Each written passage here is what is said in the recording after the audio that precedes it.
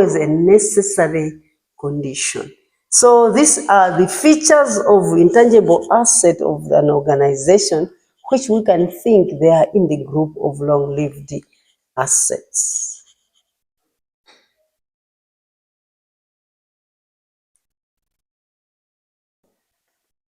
When we're talking about control of the entity, we should also think about control over technical knowledge if it's an intangible that involves knowledge or know-how, only exists if it is protected by legal rights.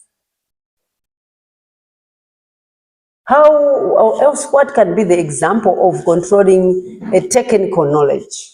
A technical knowledge as being an asset in the entity. You trained people to be engineers in your company.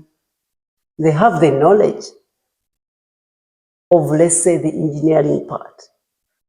Then they cannot just go and find their own jobs within working hours. They are controlled by you. So those are some of the examples that we can give that they are in the group of intangible assets. Okay, them being people that have been trained by the organization that are engineers, for example. So those are some of the examples that we can give. The skill of employees arising out of the benefit of training course. Imagine, we have trained employees are most unlikely to be recognized as intangible assets. Employees, even though we train them, they cannot. But the knowledge, the technical knowledge can be an asset, but not employees normally. We cannot recognize them as that because an entity does not control the future action of the staff. So when you have gone for a training, I remember the other person told me that they refused for me to go and work in another company because they trained me. But that is not what this is all about. Because when we are talking about training staff, that's not part of the intangible asset.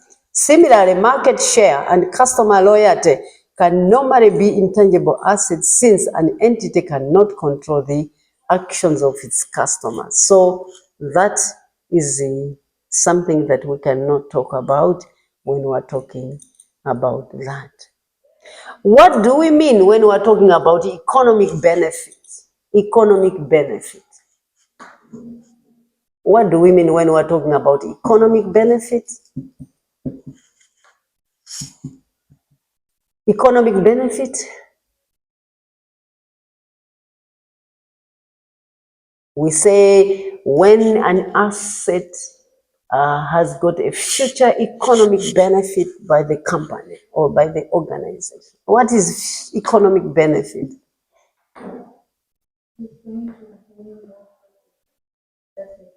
Come again?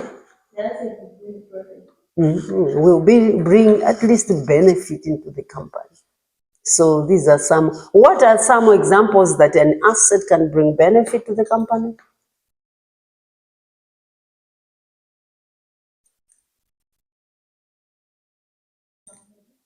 Come again? You said example.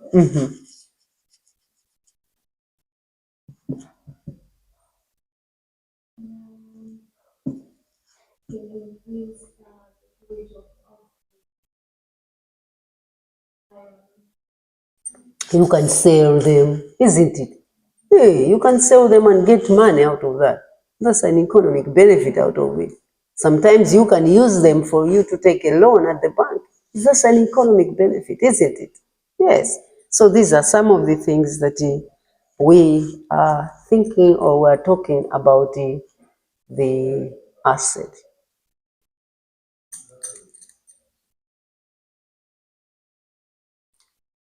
So the future economic benefit that is attributable to the asset will flow to the entity. The cost can be measured reliably. So we're talking about the cost being measured. The cost being measured. Cost being cost measured. Cost measured. So when we can measure the cost of something, it means that's an asset. We can measure goodwill. Of course, it's difficult, but later on we are going to see how they measure goodwill. But it's an asset. It can be measured.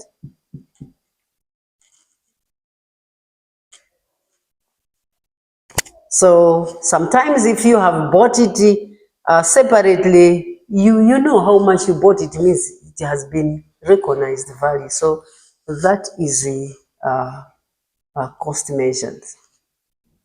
When an asset, intangible asset, is acquired as part of the business combination, i.e. an acquisition or takeover, the cost of the intangible asset is its fair value at the date of the acquisition. We're talking about the asset that is already there. The International Financial Reporting Standard 3 explains that the fair value of intangible asset acquired in business combination can normally be measured with sufficient liability to be recognized separate from goodwill. So we are talking about how we can recognize an asset, intangible asset.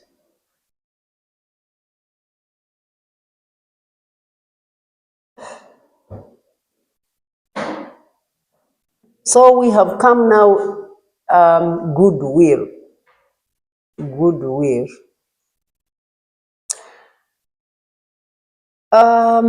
What is goodwill anyway? Before I continue, what is goodwill?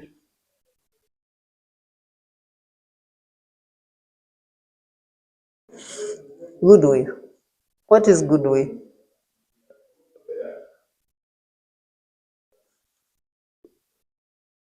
Goodwill. Reputation. Yes, reputation. Internally generated goodwill. That's what we want to look into. Internally generated goodwill may not be recognized as an asset. The standard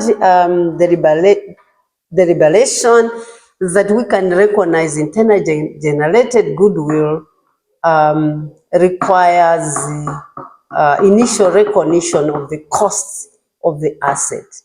Therefore, we cannot recognize internally generated goodwill to be an asset. What can be the example of internally generated goodwill? An example of that?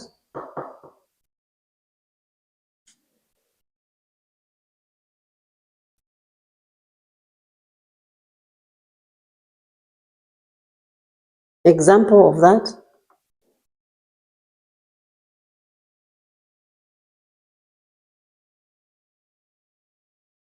The good character in the offices that you stay, we work together, that cannot be recognized as goodwill, despite goodwill being reputation. But goodwill means when it is other people outside the organization are recognizing the reputation of it. That's the goodwill we're talking about. So internally generated goodwill cannot be recognized as an asset.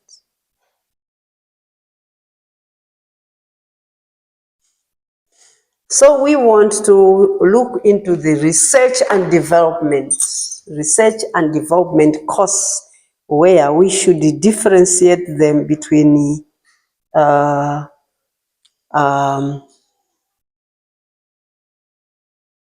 where we can recognize them as asset or not. Research activities by definition do not meet the criteria for recognition under the International Accounting Standard 38, which is for intangible asset. This is because at the research stage of a project, it cannot be certain that future economic benefit will probably flow to the entity from the project. When you are starting the research activities, you cannot recognize, you don't know whether it is going to have a future benefit in the future. So there is too much uncertainty about the likely success or otherwise of the project. So research costs should therefore be written off as an expense as they are incurred. When we're doing research and development, the expenses that are there should go to the profit and loss, as we have been told that they are expenses.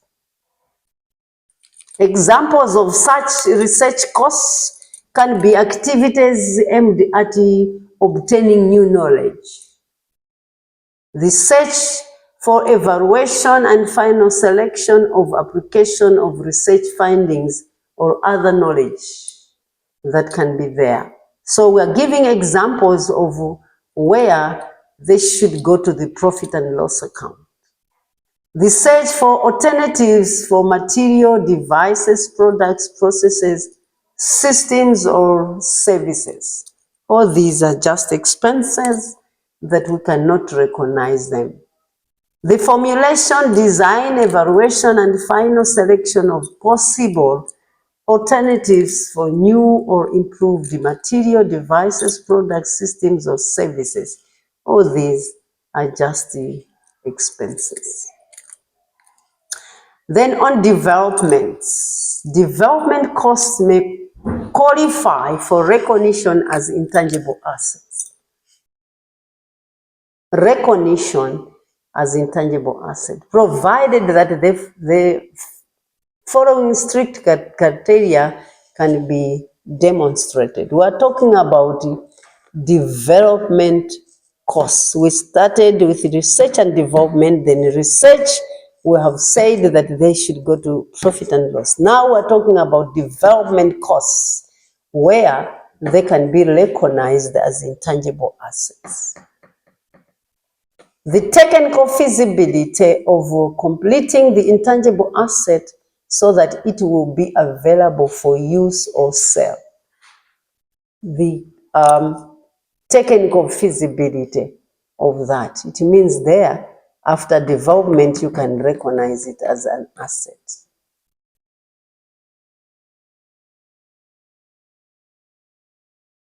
Again, when there is a complete,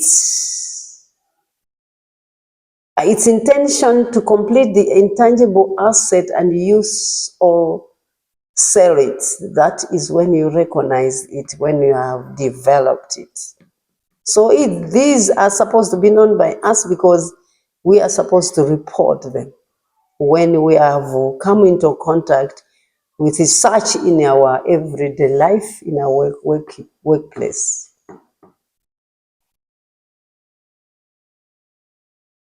Its ability to measure the expenditure attributable to the intangible asset during its development liability. So these are some of the things that we should think about when we are recording or when we are doing the reporting. How the intangible asset will generate probably future economic benefit, again, that is very important. When we have developed something that we know that in the future we're going to have a benefit out of it, it means that is an asset. So research and development, it's not always that we can record it as an asset. So we are saying research and development can be an asset. But when you are developing it, the expenses go to profit and loss. But when you have done the development of a particular knowledge, and then you know that it's going to give us benefit in the future, that is an asset. That's why when we go to asset column in the balance sheet, we see such things that development something. You remember that? Yeah, those are some of the things that we are talking about now, that we should know that development, research and development can be an asset so far it brings in a future benefit and you can give value to it. So these are some of the things that we should know as reporters that which are supposed to be recorded where.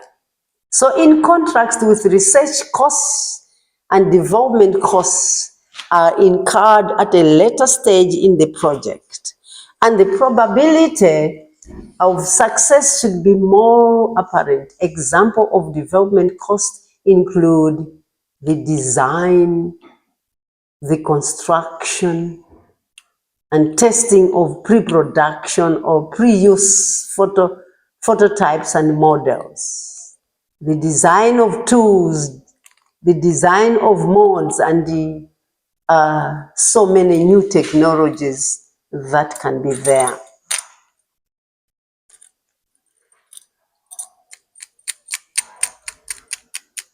The design, construction, and testing of chosen alternatives of new or improved material devices, these also can be in the group.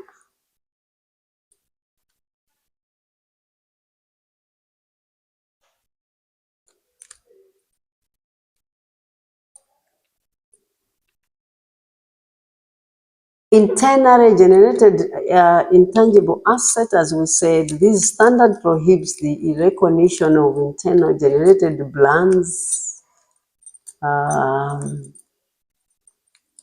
so many things that you can think about inside the organization. So these are some of the things that we should note when we're doing our recordings of financial statement.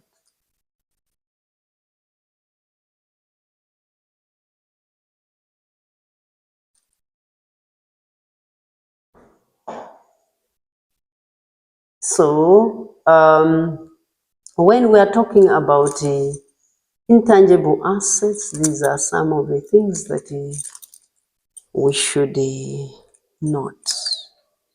Recognition of an expense, when we're talking about that.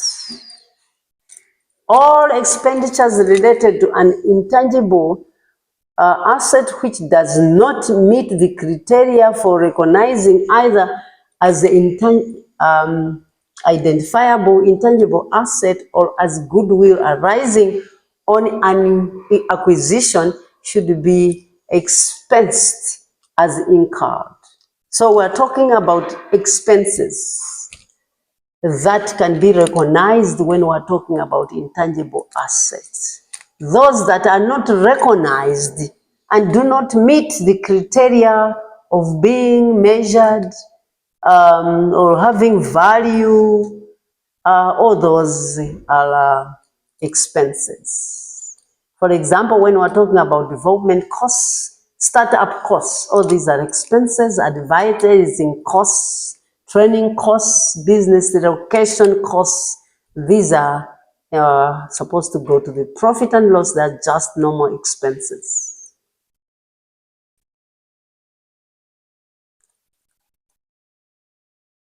For example, advertising or marketing costs for campaigns that have been prepared but not launched can still be recognized as prepayments. So these are some of the things that we should know.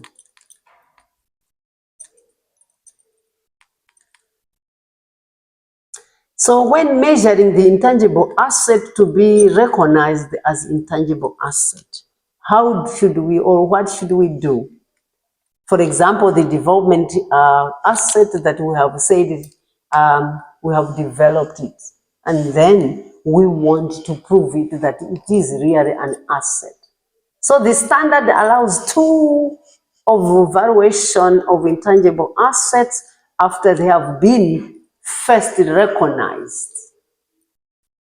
Applying the cost model, an intangible asset should be carried at its cost. Does it have value? So those are some of the recognition of it if you have just developed it. So an intangible asset should be carried out at cost less any accumulated amortization and less any accumulated impairment losses. What is amortization? Amortization.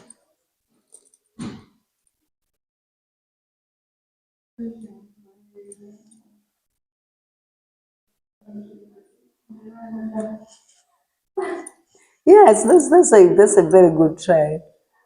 Hey, amortization, an intangible asset, really, that's true, because when we're talking of amortization, we're talking about, let's say, loans, isn't it? Yes, loans. Yeah. So you are true. Not that you should say, yeah, no, madam. No, that's it. So amortization is that you are supposed to recognize it, that that is also inclusive when we're talking to first recognizing it as an asset. Any questions? I know this topic anasikulambira amaona ngati yodula, but it's cheap. Any questions?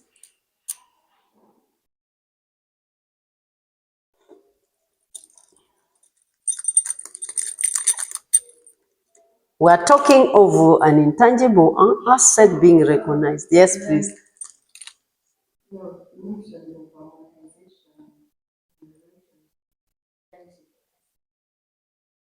Is it the same as depreciation? Yes, that's the same. That's the same. Maybe Mona, you can explain to her better, because you are the one that said about that.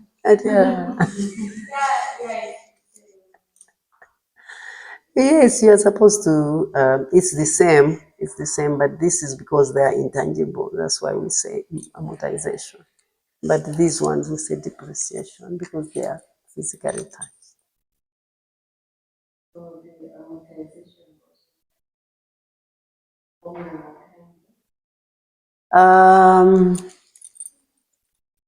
There is a model that is used when we're talking of amortization. Always, when we're talking about intangible asset, we should also think about the same, apart from depreciation, their amortization. So it has to have that, and the disposal is not there. So that's what it is all about when we're talking about the intangible assets.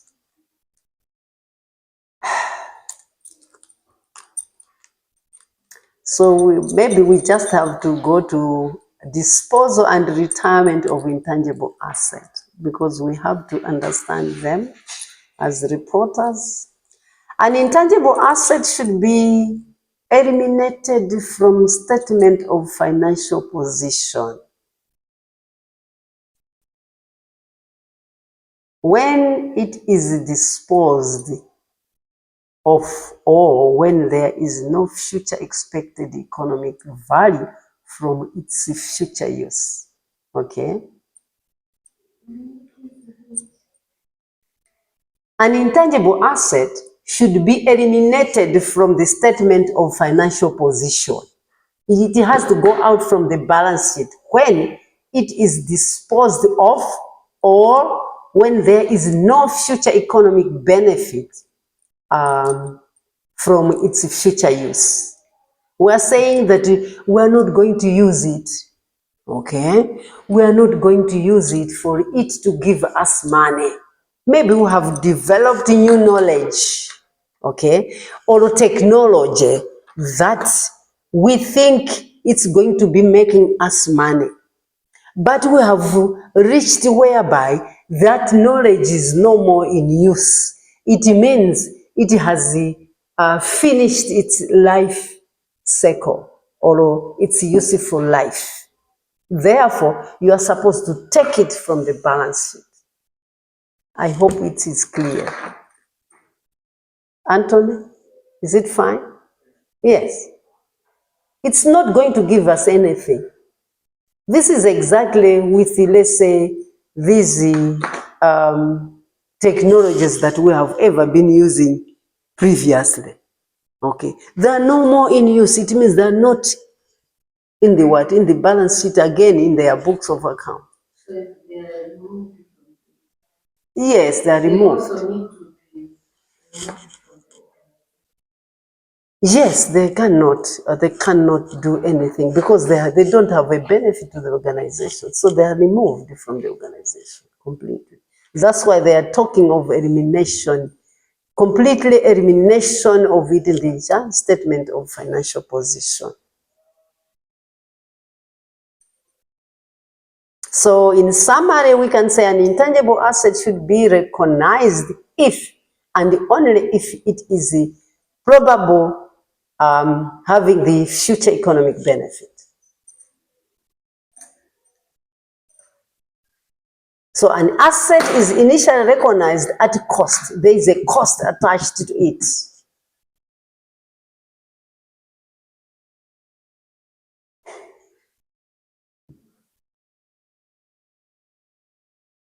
It should also have a useful life for it. It should be amortized over its useful life.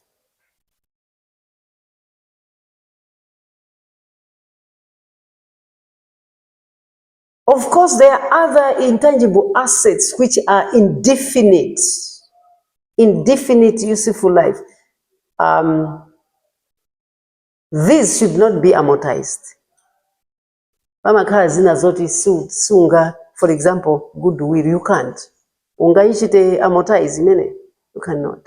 So these can remain, but they have that life of indefinite.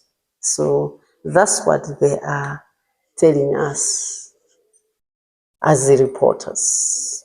Then we go to the goodwill now, goodwill, where we base on the International Accounting Standard number 3, goodwill.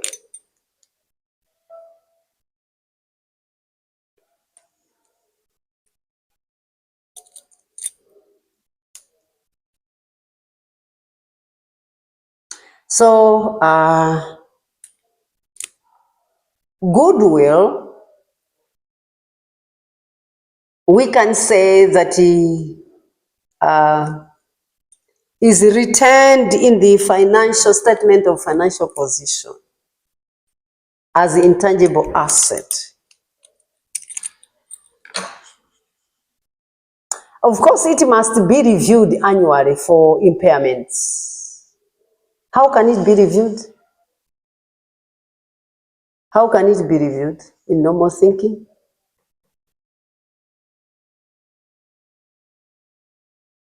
How can it be reviewed? Goodwill?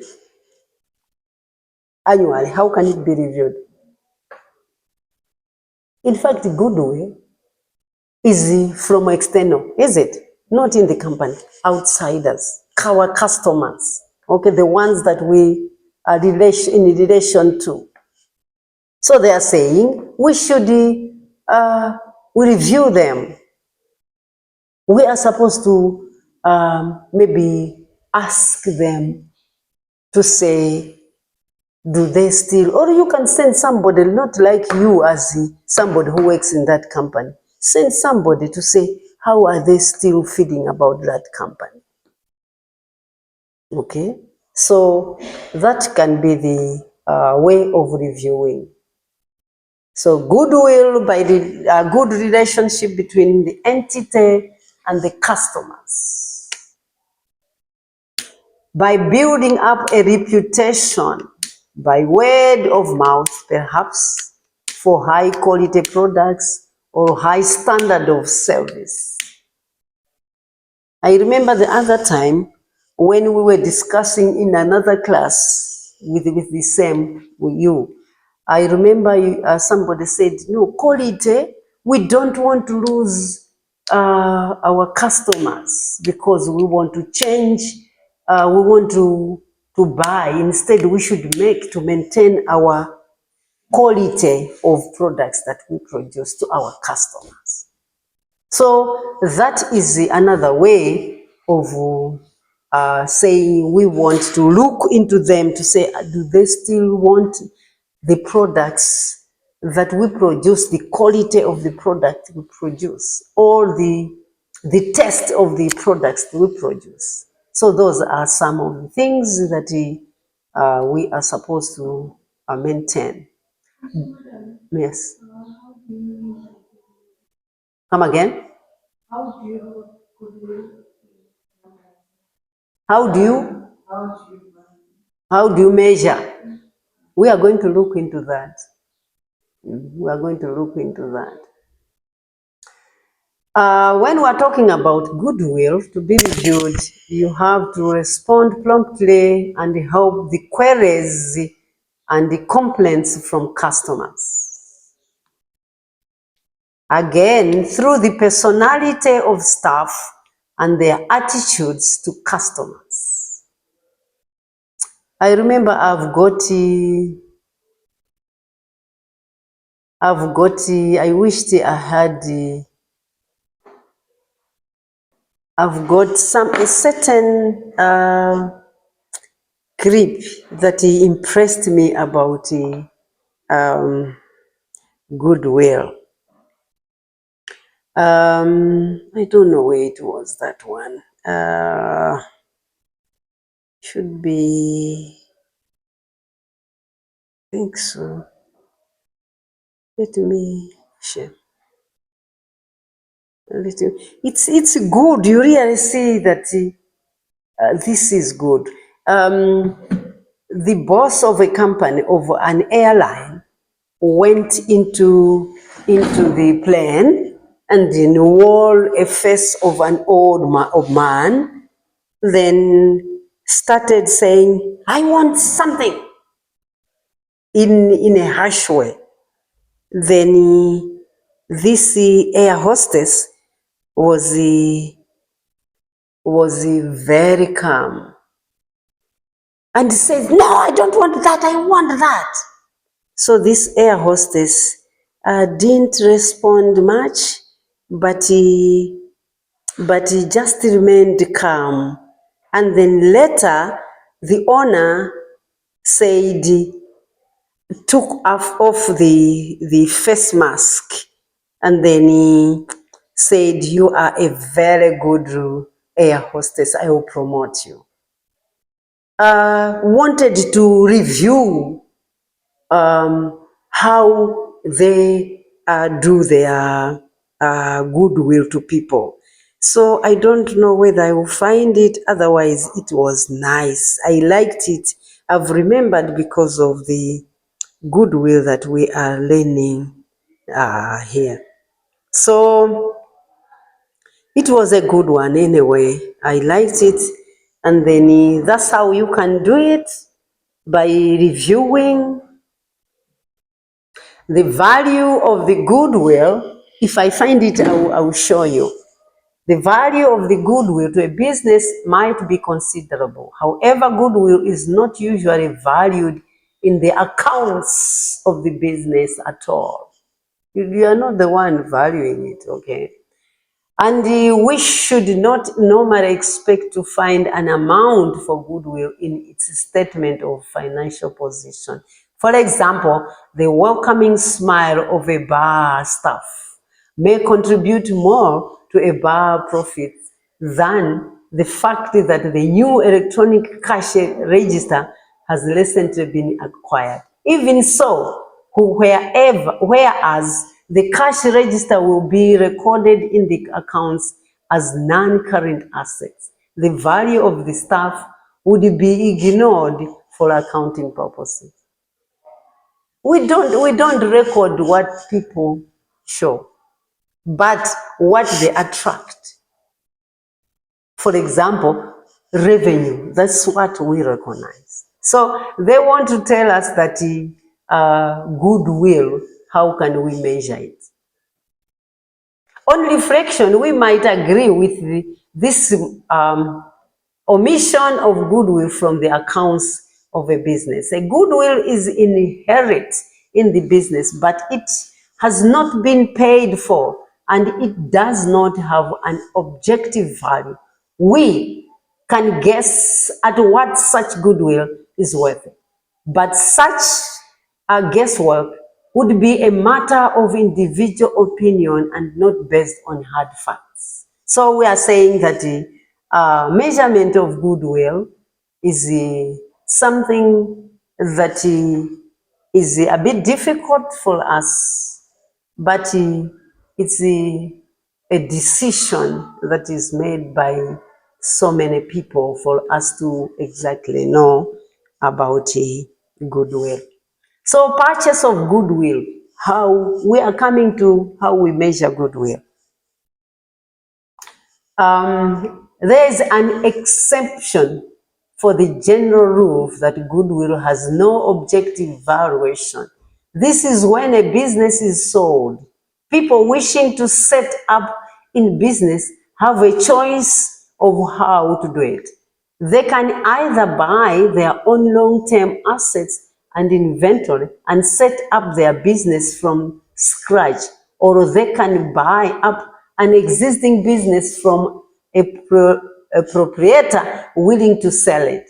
When a buyer purchases an existing business, he will have no purchase, not only its long-term assets and inventory, and perhaps take over its accounts payable and receivable too, but also the goodwill of the business. Purchased goodwill is shown in the statement of financial position because it has been paid for. So we don't put goodwill in the financial position, but it's going to be shown once you are buying because it's going to have a value. I hope I'm clear. Mukangogula kuchoka kwa nzani muonesa amount imeneyo ilowa mu balance sheet, but mukamapitirira sitionesa, you cannot. Only the time you are purchasing. Does that mean you kind of build your own goodwill? Because you had but then you are purchasing. And later on, maybe after a year, you will show it again. In fact, what they mean is that goodwill is only shown when you are buying. But the value of it is difficult to put in the balance sheet. Because you have spent money when you are purchasing another company. There, you are going to show it. But it's difficult for you to really show in the normal way. It's difficult. Despite you have bought, you are going to be moving with the same goodwill of your friends that you have bought. But you can't value it. But how do they value it at first? For example, the initial company. How is it measured? Yeah. It's a decision. Somebody should not cheat you. It's just a decision by, let's say, yes, you just think that this should be the value of our goodwill. It's difficult, man, to measure, but you just estimate. You sit down as let's say managers to say how much can our goodwill be.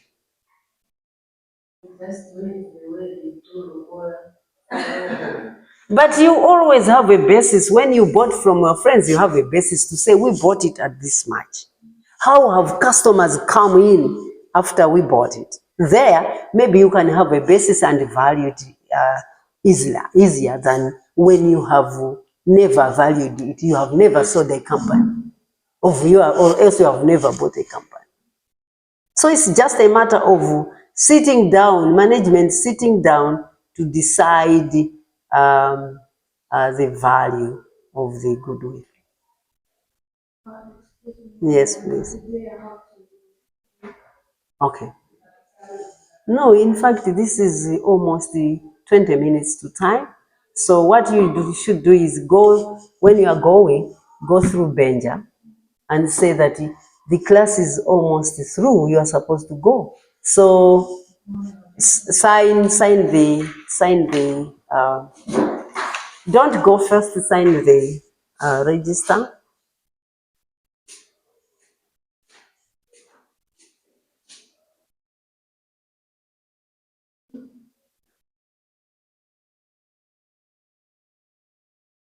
So when you have it that you have purchased, that's where you can have a basis. So we have something that is an example that we just have to appreciate on how you have money. You say 28, my dear. You have money. How? And because you don't forget that.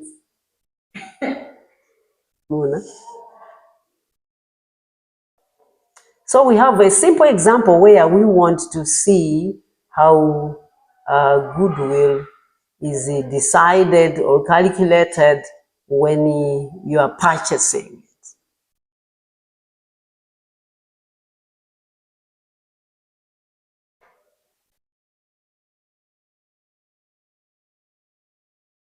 No matter how goodwill is calculated within the total agreement purchase price, the goodwill shown by the purchaser in his accounts will be the difference between the purchase consideration and his own valuation of the net asset acquired.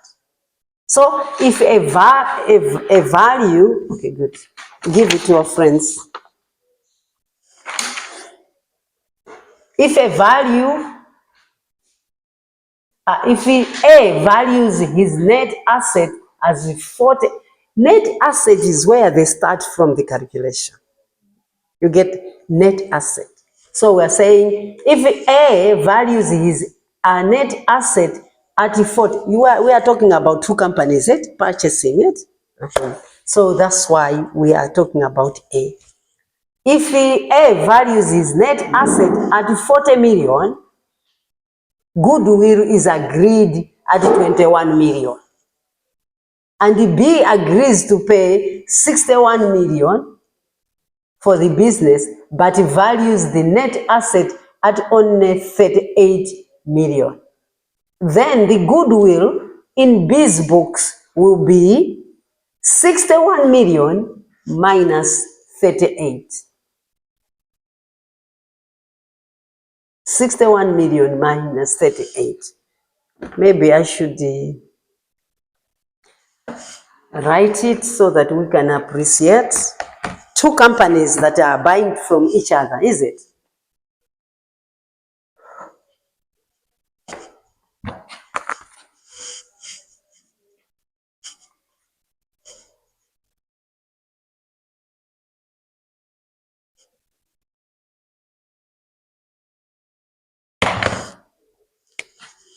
Calculation of goodwill.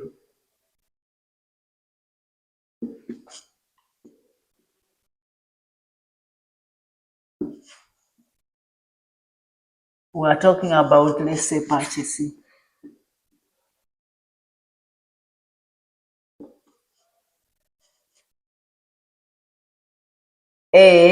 Company A and company B. So these are going to sell each other the goodwill. That's what we want to look into. It's not something that we are going to ask any exam, no, but we just want to appreciate you as reporters to know which figures you should put in the books of accounts. And then we have A, net asset is 40 million.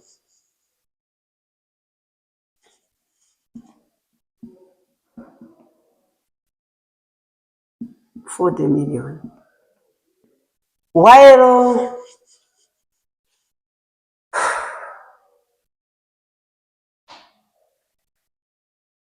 $40 million, goodwill is agreed at 21 million. Goodwill agreed at what? 21 million.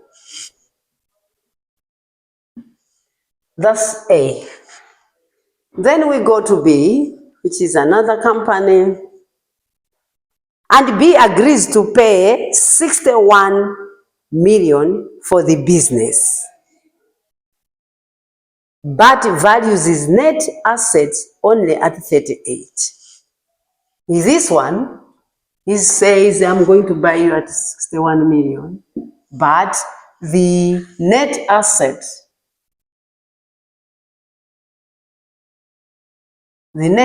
is 38 million, while he says, I'm going to buy you at 61 million.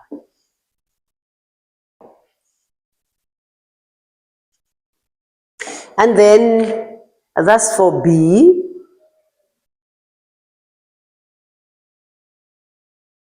The net asset at only 38 million. Then the goodwill in B's books will be, now the goodwill that is going to be in book in B.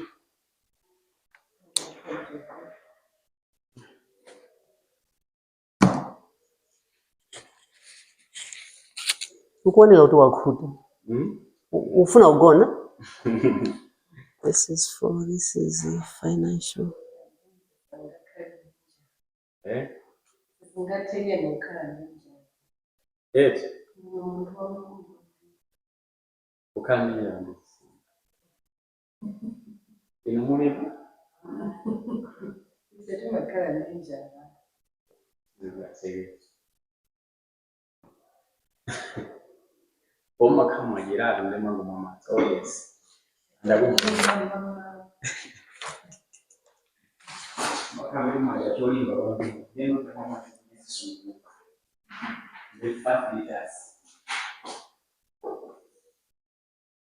So in B's books, it's going to be,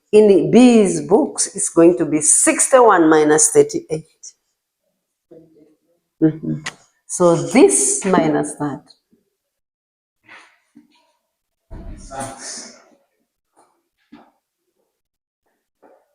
It's going to be 61 minus 38, which is 23, is it? 23 million.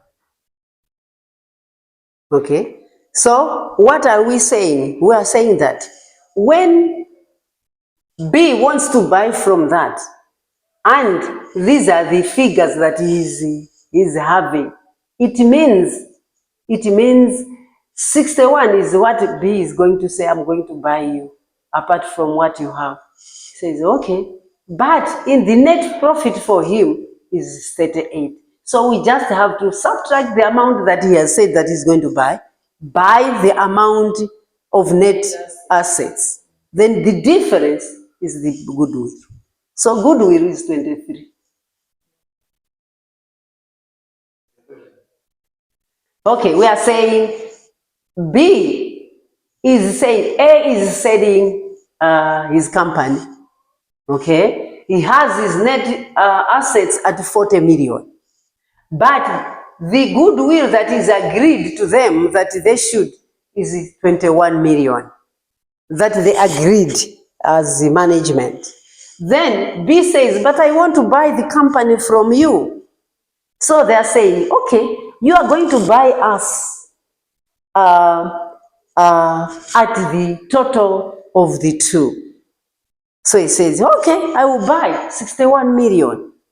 But in his own company, he has a net asset of 38 million.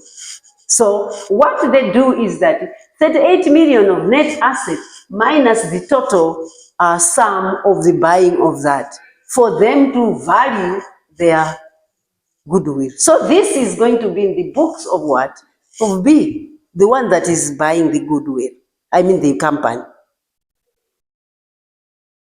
Is it fine? Hey, so this is how they write in the books of, because we have said that goodwill of the company is not going to be seen, but it's going to be seen the time he's purchasing from that. So this is the goodwill that is going to put in the books of B after purchase. That's how partially they calculate. just for our knowledge anyway, not that it can come and say, Anthony, please can you calculate goodwill? No, no, no. But we should have knowledge, because us as reporters, we should know how partially they calculate the goodwill when it comes to purchasing.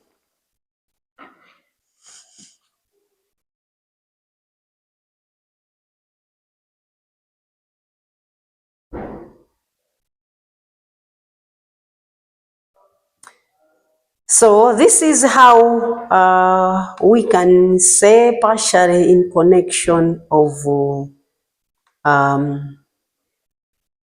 the intangible assets, and then understand how we can write in the books of accounts most of these things that we have. So that's that for today, and this is about few minutes, about 5 minutes to go. Come again? Oh, wanted to come. Oh, is it? Then we are going to call him Zungu.